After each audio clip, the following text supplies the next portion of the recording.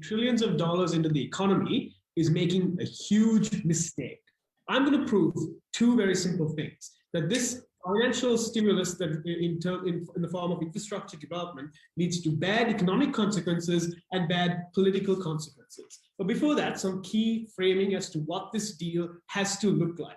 So note that when Biden's passing this in terms of providing a lot of money for infrastructure projects, this has to get passed by the Senate. It's likely to be opposed by Republicans for several reasons. The first is that the Republicans are just ideologically against taking on high debt and big government. But secondly, because it's likely to harm businesses in the long term because they're less profitable in terms of putting money and making it and increasing inflation. This is like how they were very opposed to the initial COVID stimulus. So this obviously can still pass because you have to accept it can pass to something like reconciliation that is used to bypass the filibuster. But two very important things follow from this. Firstly, there'll be a significant political distortion in terms of where these projects go and who these projects get given to in terms of tendering. This looks like spending on less efficient infrastructure, and infrastructure probably only in swing districts and not necessarily the most beneficial outcome for the most vulnerable people in the US. But secondly, it's probably going to be easily criticized. Note just the inherent ability for the Republican media to talk about this. I'll obviously be dealt with more in my second point.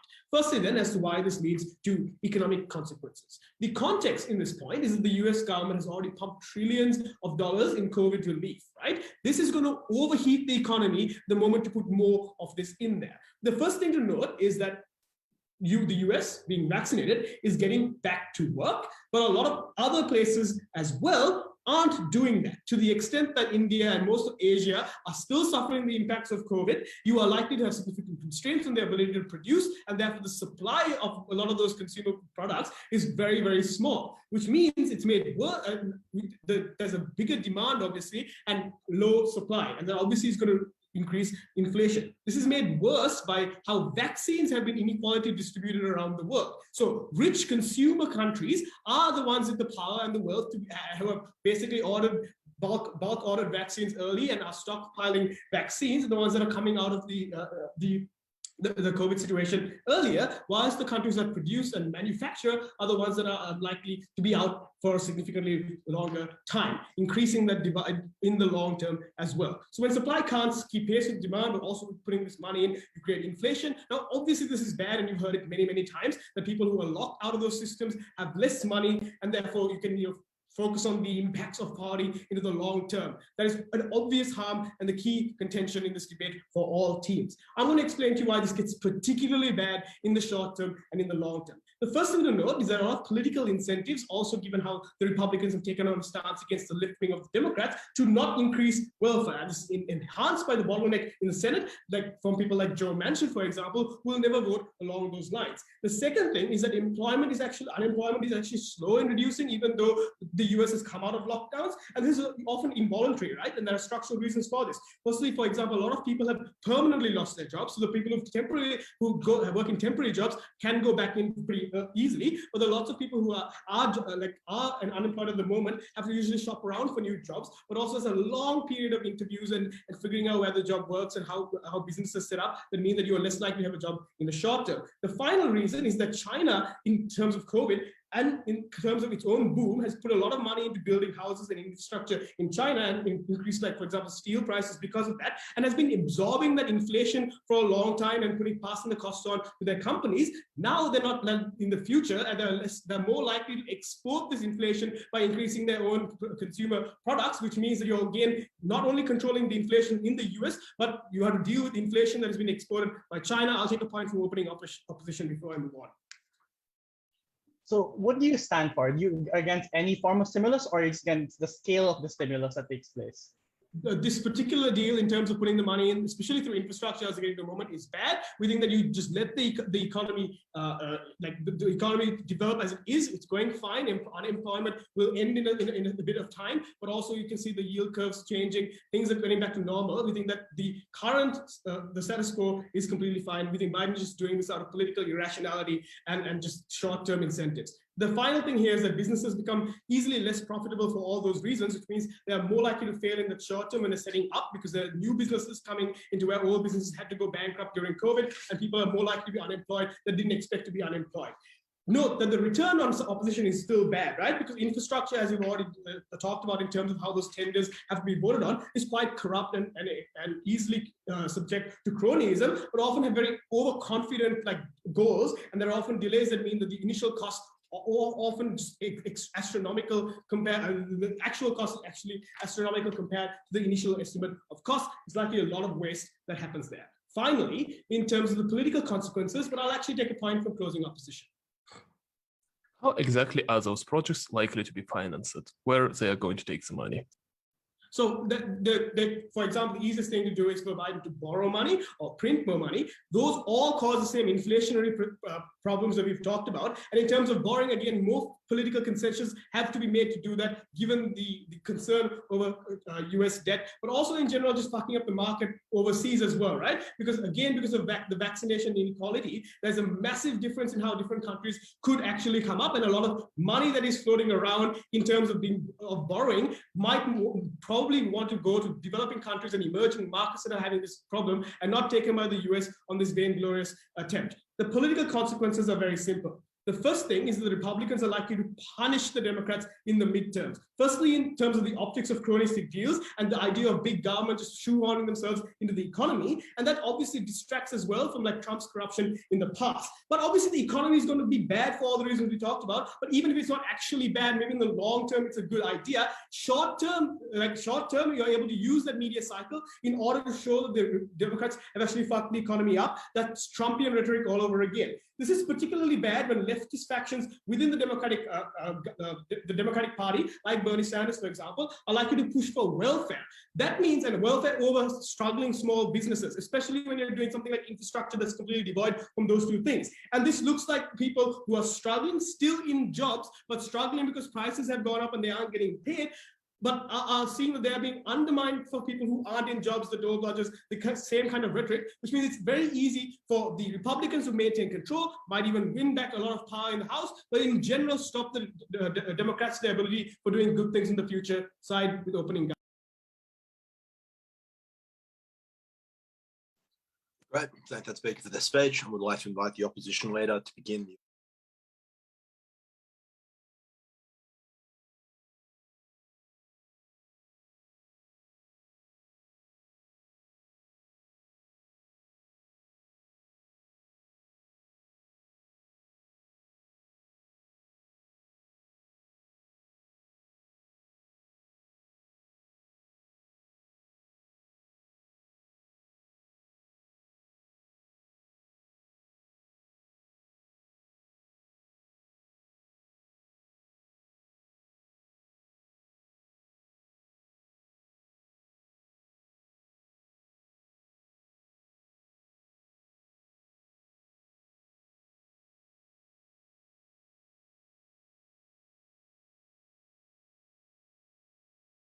fundamental restructuring of the US economy amongst many existential threats that I think the current and previous administration should have responded to and is now trying to do. The scale is precisely why this motion is important. You cannot do this with just any other kinds of stimulus. You need trillions and trillions of dollars to answer what we will identify as the three main problems that trouble the US economy today and why they are so important. But the first thing I want to explain is why the inflationary pressures opening government explains are simply unimportant. Three reasons. Firstly, you have massive deflationary pressure because of COVID-19. And note at best they say that you are already having the coming back of the US economy. The first thing I want to note is that to the degree that the disease is going away, that does not mean that many businesses went bankrupt. That does not mean that many still operate on skeletal workforces, or that people have the necessary savings were demolished during this time and therefore cannot save and patron more and more businesses. But secondly, even if it's true for the US, a lot of US firms rely on global consumption, and the lack of certainty that COVID-19 will be solved in all other parts of the world means that we still need to account for the multiple deflationary pressures, and therefore inflation, deflation, this is only trying to counteract that. But secondly, I would also like to note that the more changes, or rather the more that we try and stimulate and make the economy more efficient,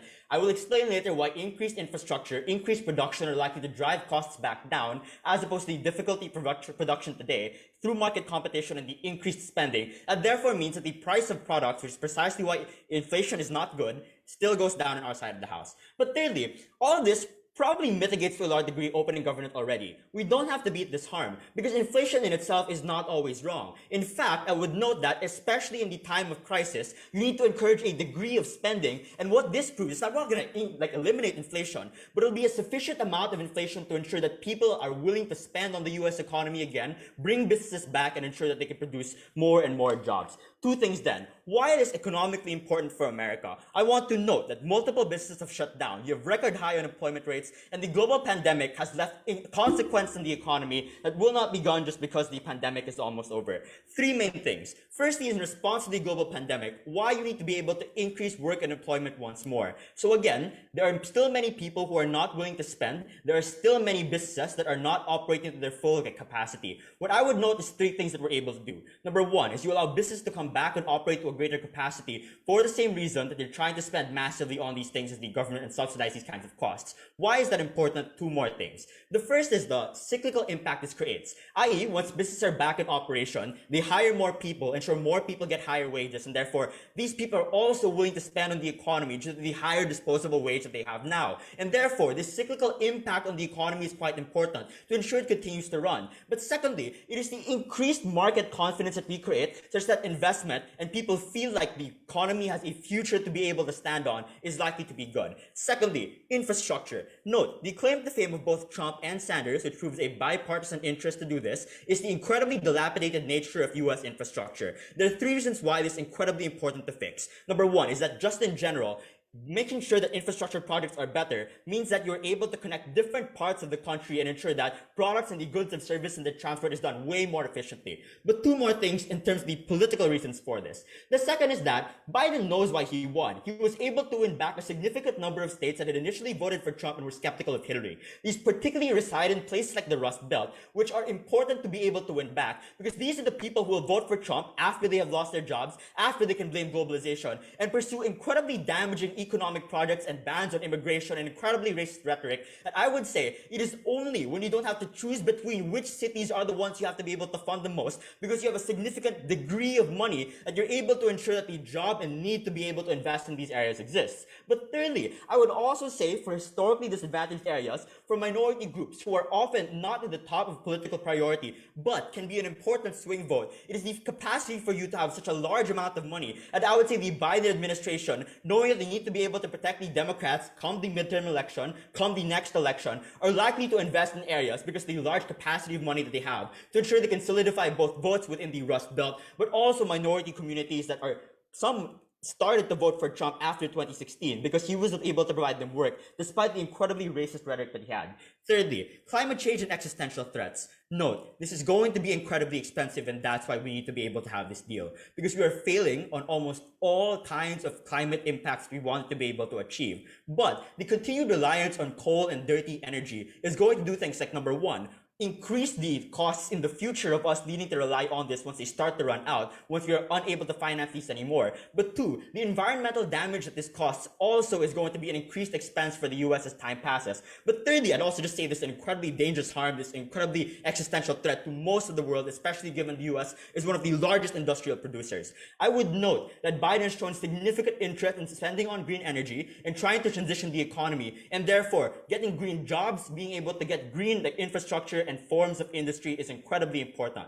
But secondly, another large existential threat is automation. And one of Biden's key priorities is spending on education and retraining, such that we do not lose our jobs, not just the potential future implications on the climate, but also the future implications on technological development with respect to labor. I'll take a PY from OG. Recording in progress. Recording stopped. Oh, Sorry, go ahead. So if it's the case that so when the US right now has high demand for workers, but workers aren't going back in in a steady trickle just because of other involuntary reasons, why are you telling me we need infrastructure, particularly to get people back into jobs that already exist? The first thing I want to note is that ignores all the long-term premises of this argument and they just focus on the entirely short-term pandemic recovery. But secondly, is I just don't think that is true. There are many businesses that need to start up, and it's not that you have a lack of supply of workers, it's the lack of businesses that are able to hire them. And I would say that that's a much clearer and larger problem as the result of the pandemic. Lastly, in the rest of the world. Number one, Increasing US demand does not just ensure you have better US economy. It ensures that you get more microchips from Taiwan, you get more natural resources from Africa and other countries in Asia. It ensures that you're likely to increase production lines and get labor from other parts of the world. And therefore, a lot of countries that were significantly interlinked with the US means that a lot of the ability for the US to expand does not mean just benefits for the own country, but benefits throughout the world. But secondly, you need someone to rise up and compete against China on the respect of the increasingly cheap Chinese prices or the increasing Chinese development, not just on the basis of price, but on the basis of many other considerations like security, privacy, and many things that only the US respects and not other global superpowers. I would note that absent the ability for the US to be a global superpower, the alternative is far, far worse and more abusive. For all these reasons, America faces fundamental problems opening government wants to solve the next 2 years. I'm very proud to oppose. I thank that speaker for their fine speech.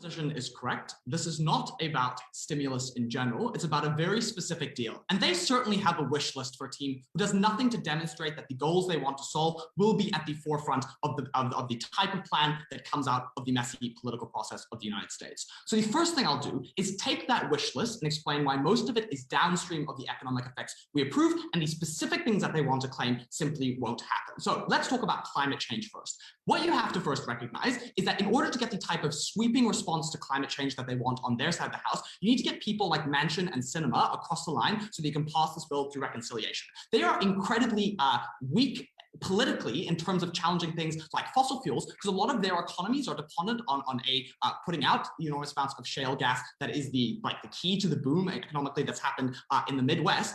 So it's unlikely they're going to support sweeping measures to try and crack down on the major forms of climate output that the United States does. The second thing to say is that the shale revolution is relevant in a second way. The United States is one of the only countries in the world who produces carbon at a level that is lower than its 1990s targets, which means that all of the action and investment they get on their side of the house simply takes away political impetus to try and decrease other types of carbon emissions, because you've already exceeded the target. The politics then pushes you back up to that target, and there's no net effect on whether or not you have a good effect on climate change. The second thing to the group of claims that they wanted to make were about China and automation. The first thing to say is that this is an infrastructure bill. It's not about the types of education and training that is necessary to get through people through automation. The second thing to say is that competition with China is either downstream of the economic effects that we are able to prove, or operate on a different competitive axis, because they don't compete on the lower level manufacturing. They compete on things like tech and innovation. Those are unlikely to be overall affected by spending on an infrastructure bill. So what are the two claims that we make for you at opening government?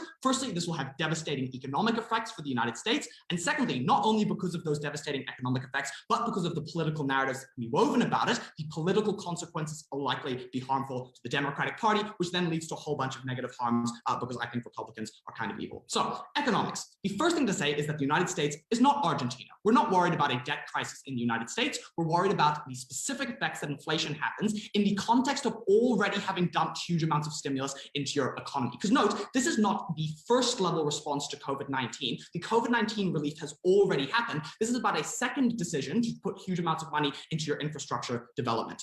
Okay, what did you hear about Shah about inflation? He gave you a very sophisticated point that didn't get much response from the opposition, because he said that the way in which supply and demand maximize in a world that is still recovering from COVID-19 allows consumption-heavy economies who have a lot of money to push things like getting their markets open because they've purchased a huge amount of vaccines and are awash with cash from all of these stimulus deals that have done, will drive necessarily the demand for goods very high. But he noted because of global vaccine inequities, the supply entire economies all across Africa, all across South Asia, even China and India themselves are necessarily constrained in how many products they can push out. What this means is that competition over specific goods then increases, which means the poor people in the United States who want to purchase those goods now have more constraints on their ability to purchase them. What were the responses from Ateneo? Firstly, they wanted to say that there is an inverse deflationary effect, which means that we should offset this inflation. The first thing to say is that we are very specific. We don't think there is a demand problem that needs to be stimulated. We think there are specific supply constraints that come from the fact that there's global vaccine inequity and a differential response in the way that supplier nations have been able to recover. The second thing we told you is that inflation affects specific industries, not overall industries. It looks like the effect on consumer goods, which are the things that most people feel at the bottom level. The second claim that they wanted to make is this is just a form of inflation targeting. We'll get to the level of inflation that is important. We already have sufficient inflation for those inflation targets. What we are talking about is exceeding those inflation targets. The second layer of our economic analysis looked at the poor investment that happens. And look, once again, no response to the supply constraint that exists within the construction industry from the United States, who tend to be heavily cronyistic, who tend to be paid up by local governments that are heavily in bed with these construction industries, who tend to be overconfident and have low levels of predictability about how long their projects are going to, which means simply they're just going to charge more for existing infrastructure projects. So putting a whole bunch of money more in it doesn't necessarily mean you get better outcomes. What they wanted to then claim is that we deal with unemployment. And I want to note that firstly, overall unemployment is incredibly low within the United States because we've had short-term COVID relief that has increased the demand that they talk about, but the long-term fixes necessarily come around. Infrastructure is a very poor way to try and get this type of employment up because it's quite an inelastic market. It works within supply constraints driven by the local corruption in the United States and their own lack of incentives to dramatically increase supply. This then has two further consequences. Firstly, over competition for construction, because now the private market is being outcompeted by the government in terms of driving up the cost of doing construction, which means there's no net benefit on construction overall. But secondly, there's the effect of inflation generally on businesses who now have increased costs in their running. So even if there's an increase in demand generally, they have either a neutral or a net negative effect, and many of those businesses that aren't the beneficiaries of the stimulus will have to shut. All this means is you're likely to get stagflation. You have a weakened private economy, increasing amounts of inflation, very little response from Ateneo. I'll firstly accept a point of information from closing. Sure. So who exactly are going to be the companies that are going to take on the production of all of those infrastructural projects in the United States? So we think it'll likely be ones who are politically connected, who operate all across the United States, who happen to be in particular swing districts, which are the ones who are going to be getting this type of power spending. So political consequences. The first thing to say is that Republicans will be reflexively opposed to this. They won't want to share the blame when this deal goes bad, so they will oppose it, but it will be able to be passed through the types of reconciliation that we extended, but it will be done in a way that is necessarily politically unpopular. What does Shar tell you? Firstly, you have the economic consequences, which are going to reflect badly on the Democrats. Secondly, it empowers specific narratives that Republicans use, small business workers versus the unemployed, that allows them to drive political power. Thirdly, it exposes factions within the Democratic Party, because now you have a lot of people like Bernie Sanders and Ilhan Omar pushing for very aggressive welfare policies that can be vilified by the Republicans. Minorities simply won't benefit on either side of the House because they are a captured political group who won't be the recipient of most of the spending. They're not the swing voters we're talking about. It's Rust Belt white people who are the swing voters we're talking about, but they'll still be scapegoated, right, by the Republicans, increasing the amount of vitriol that targets against them. What are the impacts of this political swing? Firstly, I think Republicans are a threat to democracy. They've embraced gerrymandering, they've embraced aggression on the courts, they've embraced a whole host of negative ways of behavior. That means putting them in power specifically before this midterms will allow them to increase that gerrymandering, increase their control over the courts. Secondly, they tend to target vulnerable people. They're anti-LGBT, they're anti the poor, they tend to be anti-minorities, who they see as threats to white power, straight power, majority power in the United States. So all you get out of this is a worse economic recovery because you are overemphasizing, you are overstepping what you have previously done, and you get a return to power for the Republicans, with devastating consequences for the United States. I thank that speaker for their fine speech and would like to introduce the Deputy Leader of the Opposition to conclude the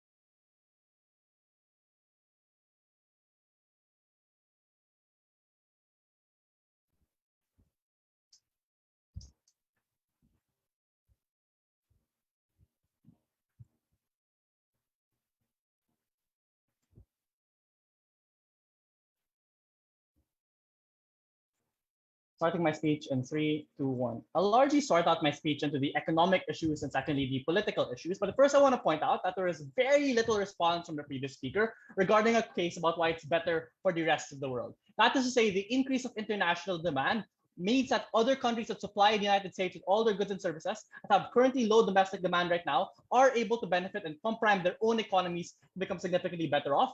Insofar as we're not sure if this is better for the United States, then presumably all the other benefits we're able to get from things like being able to counter China, etc., are significantly the debate-winning issues in Iran. But let's engage open government where they wanted to debate, which is the US interest and why it is better. So firstly, on economics, their main claim is, we'll have massive inflation and therefore it'll be a problem. There are a couple of things I want to note here. The first is, if the inflation is demand push inflation, i.e. inflation that's pushed by people spending significantly more, I want to note that prior to the pandemic already, we had very low inflation levels and therefore pushing it up with demand is not necessarily a bad thing, it's probably a good thing.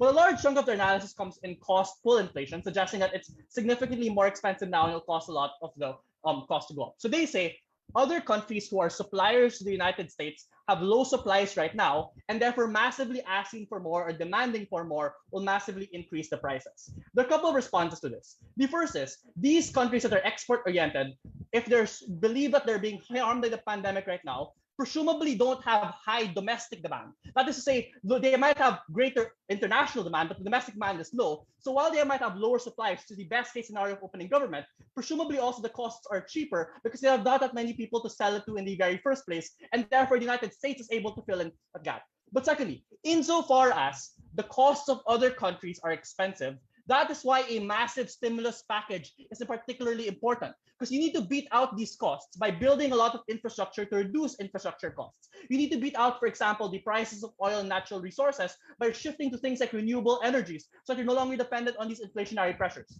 I want to point out that this has two harms to opening government case. The first is to suggest that their claim on inflation is probably wrong, but second to suggest that under their side, they're perpetually problematized inflation at any point in time if they're heavily dependent on things like oil, if they're heavily dependent on things like exports from other countries, in which case it's far more likely in the future that they have inflationary problems versus our side of the house. But the third level of response I want to deal with this is that even if you believe that the fiscal policy is extremely expansionary, the monetary policy of the US acts as a safeguard.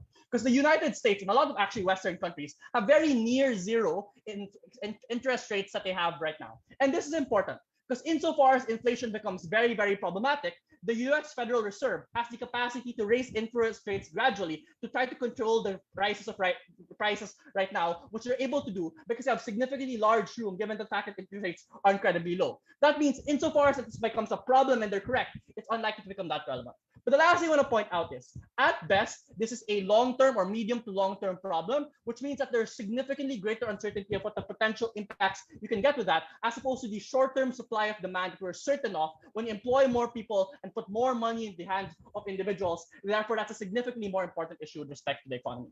The second thing they might suggest is debt.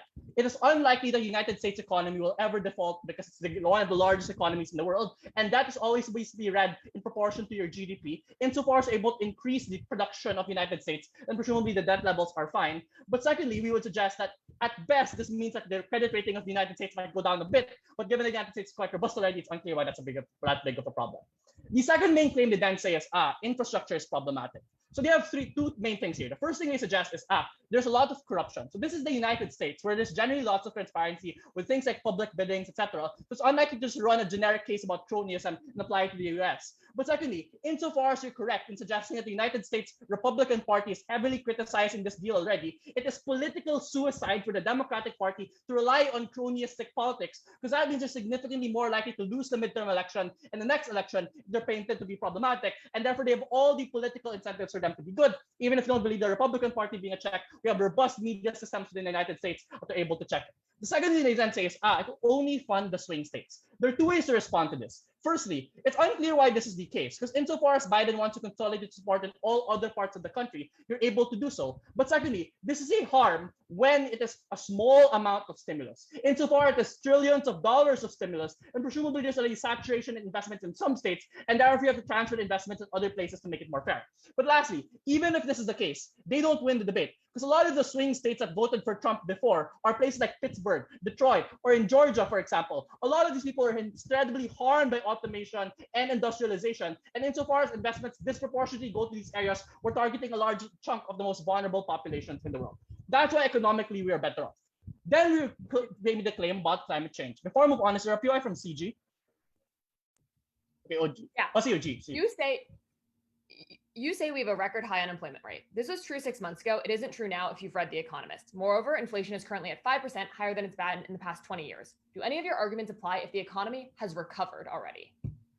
No. So I would suggest that there are a lot of reasons why unemployment might increase again. For example, if a Delta variant comes out that the vaccines no longer work, then the economy has to shut down later on. You have other issues like the rise of other countries potentially being able to compete. Insofar as you need to start continuously recovering the economy and creating that buffer, it's significantly important right now. Secondly, the Biden plan didn't exist yesterday. A lot of the reasons why we get a lot of these problems out is because of the plan in the very first place.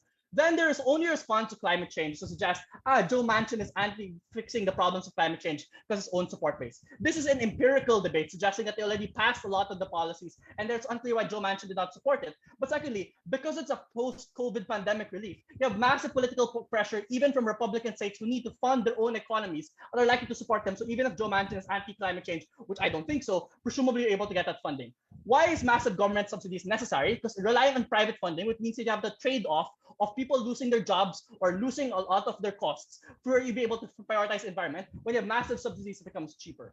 Next thing they then say is politics. So they say you create fractions in the political party. Presumably this is symmetric because if the Bernie Sanders camp does not get what they want, which is massive spending, then presumably you'll still get the same fractions in the political party. The second thing they then say is vilification. The Fox News will vilify probably anything Biden does. It's unclear why that's necessarily different. And lastly is the same claim on economics, which is contingent on the economic analysis that we argue. But they don't respond to the fact that one, infrastructure is incredibly political popular on the far left and far right because it's seen as dilapidated nature. Secondly, that the fact that Biden portrays himself as a man of action and you show that you're able to do a lot of things within your first term fulfills that narrative and image, and therefore are actually significantly more likely to win the politics fight. At the end of this debate, we win on all these three issues. That's why we're very proud to make it to the semifinal. Thank you.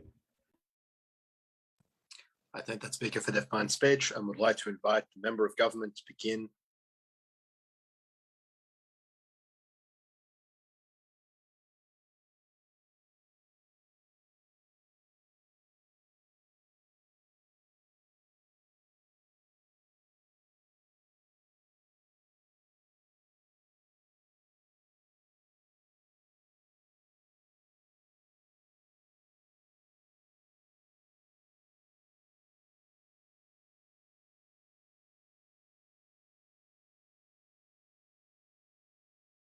To be the only American team in the round and just explain the actual situation that is taking place, therefore clearly rebutting the conception we get from op and also taking it over our opening by being more accurate and more well-warranted. So first, a bit of framing. We are currently in a mid-recovery cycle of the economy and are not in a recession. Thus, we do not need this type of stimulus. Four reasons for this. First, unemployment is way down. Any unemployment that is currently occurring is just because people want higher wages or have just permanently left the market. I think the only defense we get from this from OO is that, maybe the vaccine won't work and therefore you'll get employment later. Look, the vaccine has been proven to work against the Delta variant. I don't think this is an issue. And I also don't think they get to claim that the plan already has effects just as an idea and has gotten rid of unemployment. I just don't think that's reality. More likely, the reason why unemployment is way down is because we did things during the pandemic, like giving loans to businesses, and have also increased demand already, which means that people are hiring already, which is why unemployment is down. Second, and inflation is at 5%, given the recommended levels 2%, that is super high. This inflation is also less likely to be transitory, so we might need to start tightening, which is why there are already plans to do things like increase the interest rate by the Fed, and they need to do so pretty aggressively by 2022. Given this, it's also just going to be more expensive to do these large-scale projects than usual because you also have to do things like pay interest rates on the loans that you're taking. Third, you just have increased economic activity to pre-pandemic levels. Note that this rebuts a lot of OO claims. We were just able to do things like relax restrictions earlier and we're willing to take on those harms. For example, we were able to get the vaccine earlier and get it to a large percentage of the population. We're also saying people no longer need to wear masks. We've opened up businesses much more aggressively. Also, because like American goods tend to go to upper level consumers, even in globalization, those people did well during the pandemic and gained money. So you're already having those people spend more, etc. That's why like their points don't really matter. And lastly, GDP growth is just really good right now. It's like evidence as a true fact. So again, just like evidence that we're already in a recovery and don't need more stimulus. First major point of extension. The economy is just overheating right now. The US should be tightening, not spending more money. Note this is more important than the OG economic claims because we are going to have better warrants that apply to the long term rather than just the short term. First, inflation is high and not likely to be transitory. We printed a massive amount of money. During the pandemic, we literally printed a third of the total money supply in the world. Next, we also have a reason we have not had inflation previously was due to things like an increase in secular deflationary forces. These are declining, meaning that even without this injection of cash, inflation would increase. First, globalization is just decreasing. This keeps wages low and makes supply less constrained. Second, we have a political shift to increase the favor of workers. This is why workers are demanding higher wages right now, because their labor is needed and we have been unable to solve with things like automation. This higher wages also drive things up like inflation. We are also overheating just for other factors. So things like the US stocks are pretty clearly in a bubble right now, given things like that they are pricing way too high returns and the price is way more than pre-pandemic levels, even though the activity is only slightly higher than pre-pandemic levels. This means you're going to drive inflation even higher with things like stimulus spending. Why is it really bad to spend money right now, i.e. why we're going to actually impact why inflation is so bad? First, capacity is tight. There are just not workers available to get jobs. Unemployment is fairly low, and a lot of the unemployment is actually workers not wanting to work. This means that when you hire a worker, you steal them from another business and drive up wages. This is bad for businesses that are already facing trouble getting workers. Now the government will literally be taking available workers from this. Businesses are at risk now, since they are just reopening. The impact of this is clear. You make a lot of businesses just go out of business. This is really bad because you're destroying the economic infrastructure, i.e. like you're not going to spend trillions of dollars in stimulus all the time. This is a long-term harm when you just destroy businesses. When this money runs out, workers also just don't have jobs anymore. You force the economy to force the government to continue to get bigger and do projects. This is bad because the government becomes inefficient and then you lose the ability to do new stimulus, or you just withdraw and then face another recession. Next, I also think this is bad politically for a unique reason that OG just doesn't give, which is that you just have a high likelihood of getting things like a government shutdown, given that usually government shutdowns occur because of things and issues related to spending. This has literally occurred in the past. The reason why I think the government shutdown is really bad is because people just like don't have access to key benefits in the government shutdowns. So things like a paycheck if they're a government worker, and also things like social welfare if they're recipients of it. So obviously this is a bad impact on people's lives. But I also think this is a more clear impact into like the voters that they claim to care about. Because like, look, I live in Pittsburgh in the Midwest, like near the Rust Belt. The things that people were talking about are not just like losing jobs, more so just about how elites are incompetent. A very clear example of incompetence is things like a government shutdown. So if you truly want to just drive like Rust Belt people or disadvantaged people into the arms of right-wingers, this is a great way to do so. So what are the alternative options? First, I think it's important to note that political will means that you have limited options to do things like when you push for one thing more. Given that this is a pretty huge project, it will take the Democratic Party a lot of time and effort, and they have to give up things as a result. Before I go on into this, I'll take a POI from opening. So our case is not only contingent on recovering from a recession. We explained to you that there are massive future existential threats the United States is feeling right now and need the spending to be able to counter that. How do you deal with things like climate change on your side or the massive automation of labor? Okay, going to get into the climate change point next. Also think automation of labor also sometimes like creates new jobs. And lastly, I think the China point is just ridiculous given that like they focus on different goods. Probably worse to face China if you have a bad economy. So first note that even if you are not spending trillions of dollars, there is still plenty of money going to things like government projects in the status quo. Additionally, you're just also able to fund those projects by things like rebudgeting rather than spending more money. For instance, given how much the US spends on the military, you can just move money from there and reallocate it. Second, there are also just a lot of like political legal changes that are actually more effective in tackling things like climate change, etc., than just spending more money. I think the trade-off also actually exists between these things, i.e., there's evidence that basically every president only gets to pass one major bill. Why is this the case? First, you usually only have one chance before mid-year election. Second, you have to do a lot of work to whip votes in line, especially in the Senate, because the Senate is so close and tight in terms of its demographics towards Republicans and Democrats. Second, the more you do, the more like the other side can galvanize talking points against you. So if you want them to have less talking points against you, you probably are only able to do one or two things before they concentrate their effort and just like bombard you with lots of bad things. So on green and preventing climate change, why we do it better. Most climate change, like 90% of it, is done by big corporations. A lot of them are in the US. There are more important things to do, like pass regulations on them. Why? Oftentimes, first, if you just try to replace them by like building up green energy, they're powerful and sticky and just do not work. Second, it's better to do things like carbon taxes because now they're actually building up incentives for them to switch on their own to more green energy practices. This means you don't lose jobs in the Midwest. And also it's just better for people overall and the government gets money from it. Great. I think that's speaker for their fine speech and would like to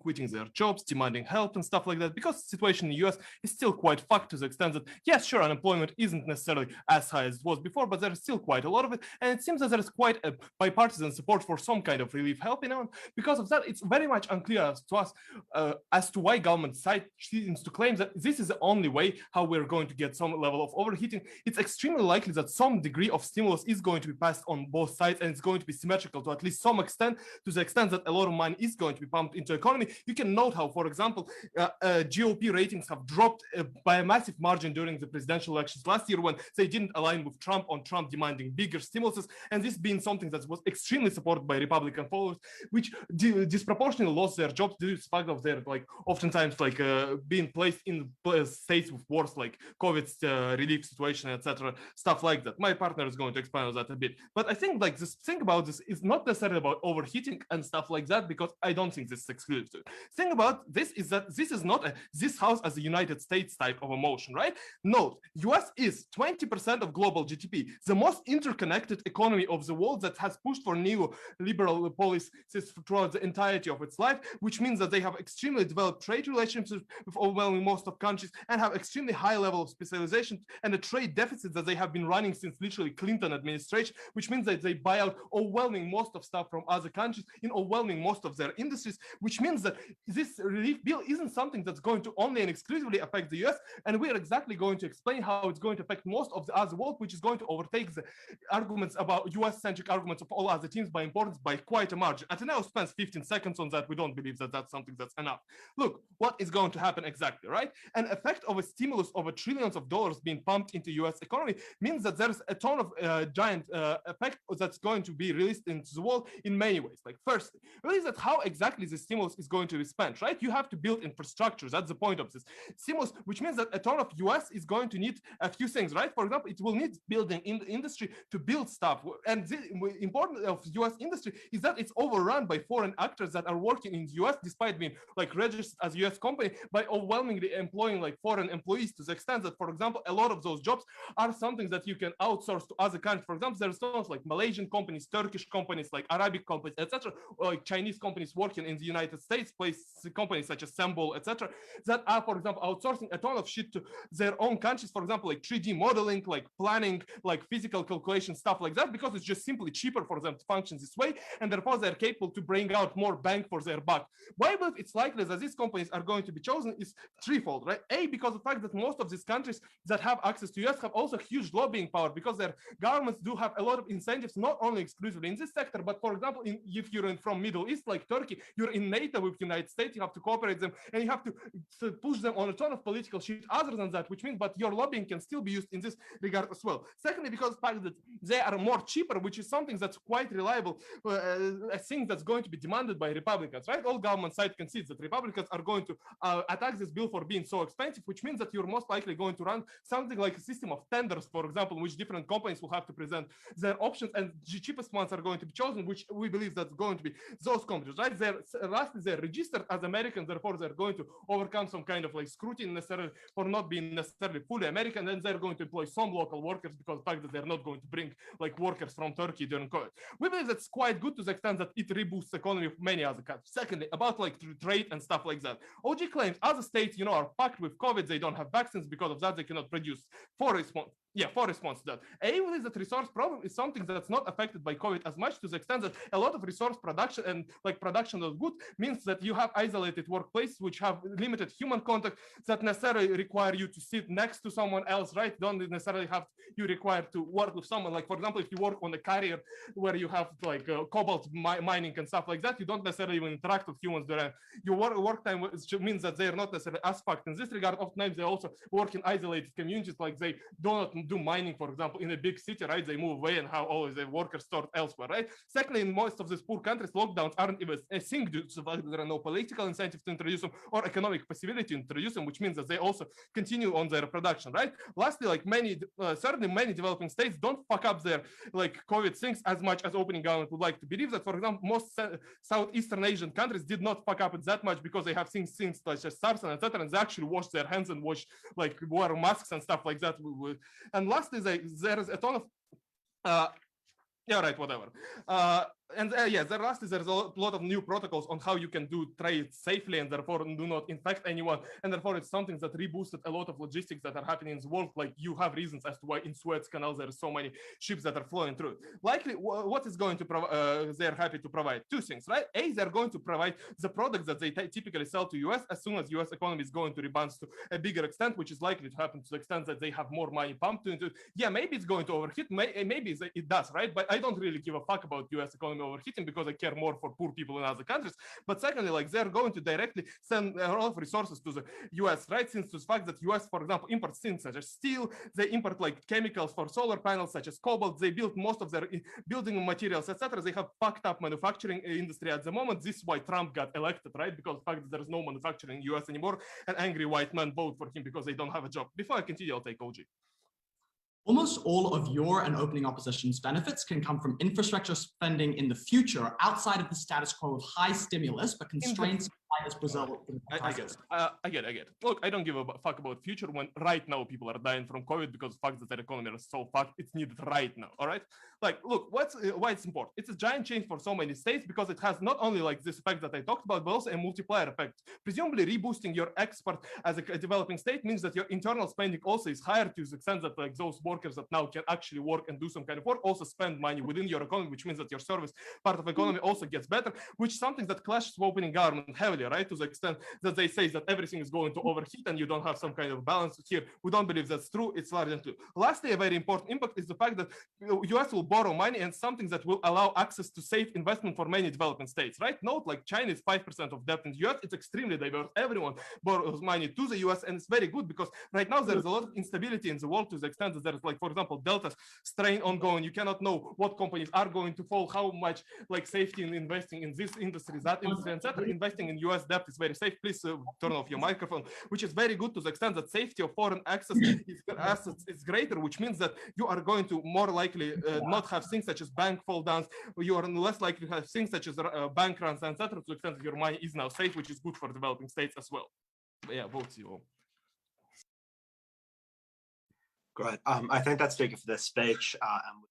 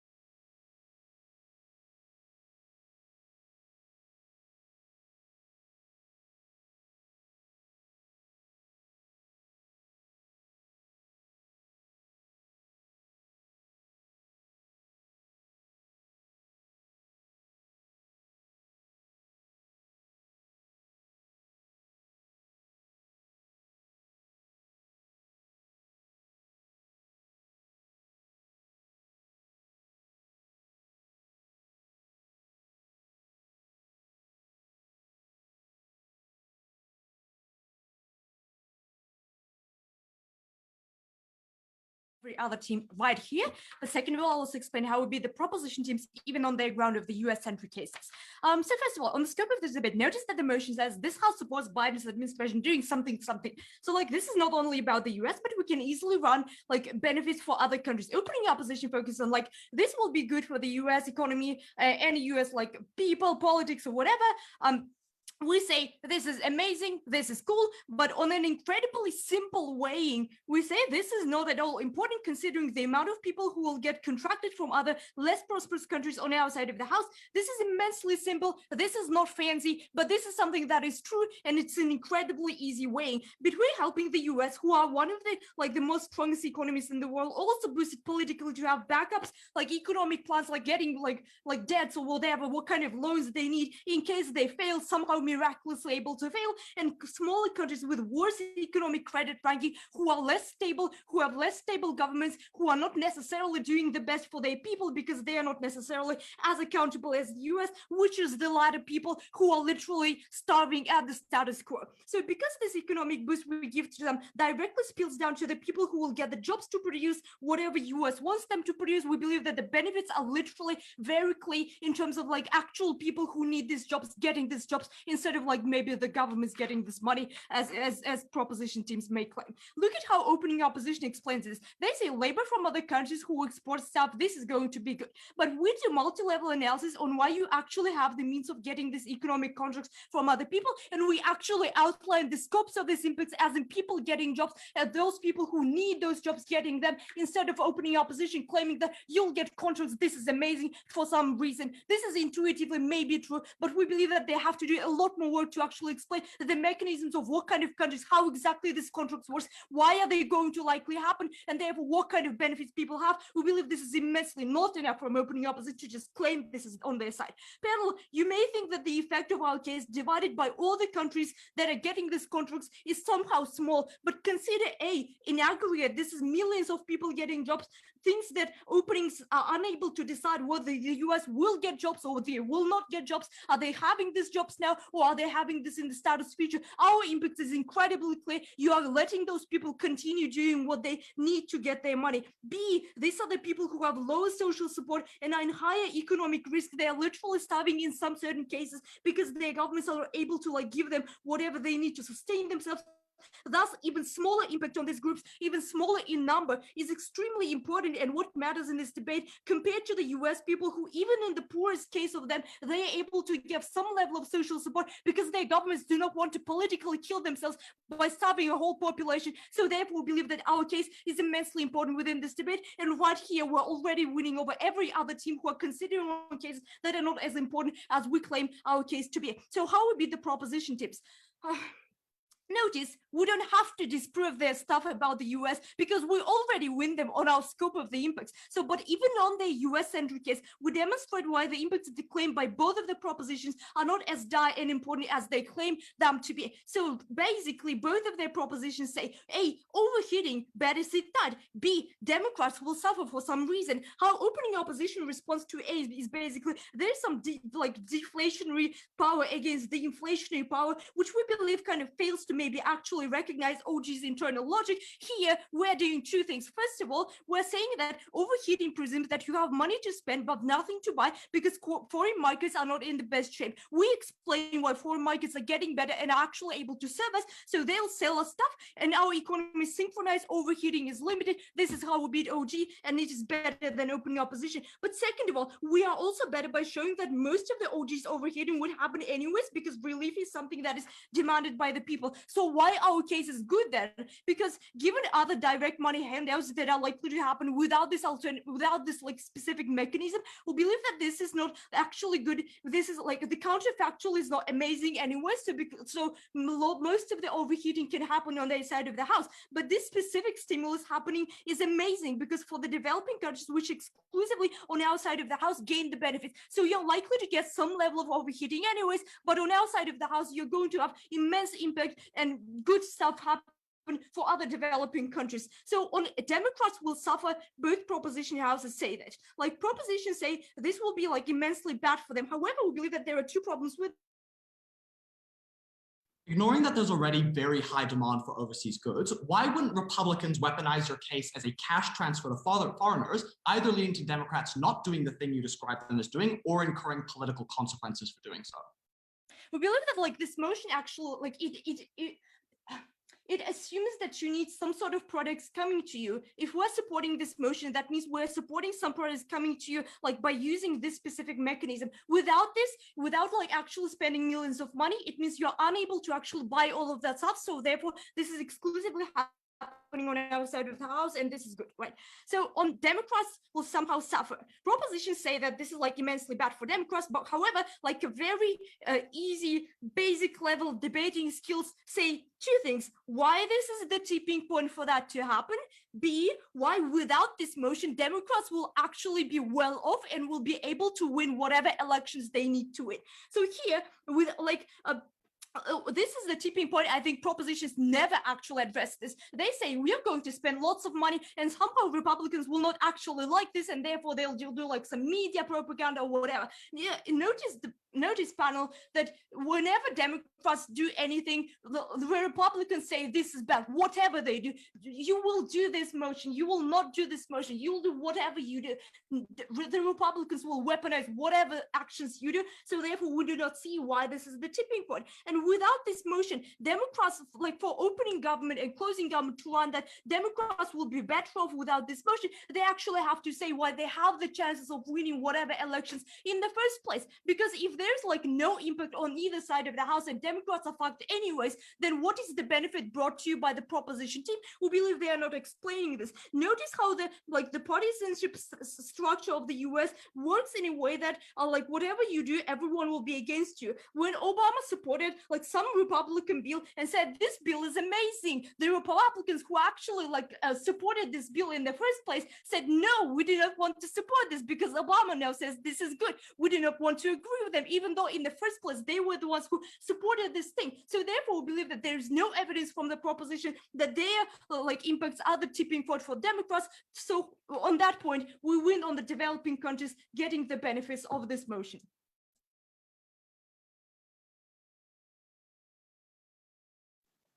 Great.